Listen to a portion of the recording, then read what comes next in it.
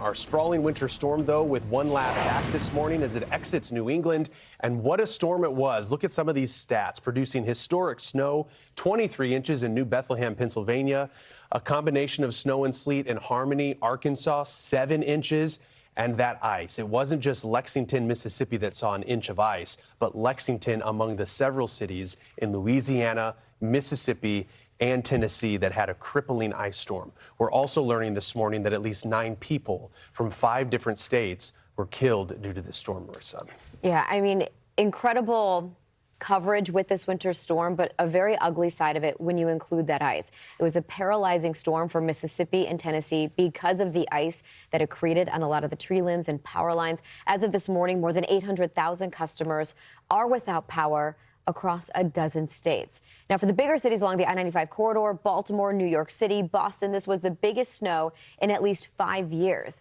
Even as the system departs, an Arctic blast is leading to record-breaking, brutal cold to kick off the work week. And our teams, since even before the storm developed, they've been on the ground. Meteorologists, correspondents, storm trackers in the path of this historic storm. We have meteorologist Bane Froney in Dallas, Fox Weather correspondent Katie Byrne in D.C., and of course, meteorologist Melanie Black is in Boston.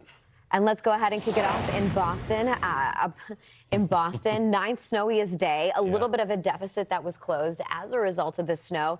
And we could still see surrounding Boston a little bit more today. I mean, the heavy snow, we had snow rates that were exceeding an inch an hour there. Winter storm warning still in effect, but it's wild to see these sights because people were wondering if it still snowed in Boston. Oh, it did. Oh, it does.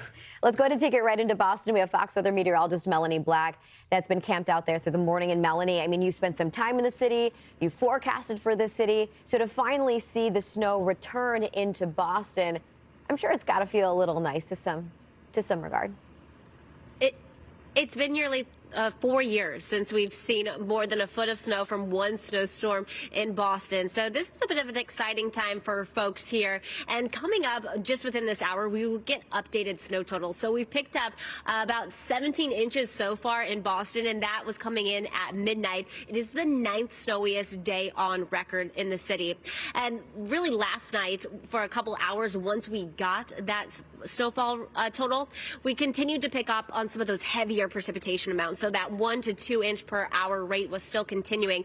Much different story out here this morning. We just don't have the forcing that we had there yesterday thanks to that area of low pressure, but we still have some light showers that are working here. This is a completely different effect. This is what we call ocean effect snow showers. So what you have is you have the cold air that's working over the relatively mild ocean waters, and it sets up this temperature gradient, really that cold air working as a lifting mechanism to continue to promote the snow showers. And the bigger temperature gradient that you do have, the more snow that you can continue to accumulate. Going forward, we're forecasting maybe about 3 to 5 inches of snow closer to the coast, thanks to where those bands do set up. Outside of the 495 corridor, we're forecasting about 1 to 3 inches of snow to come.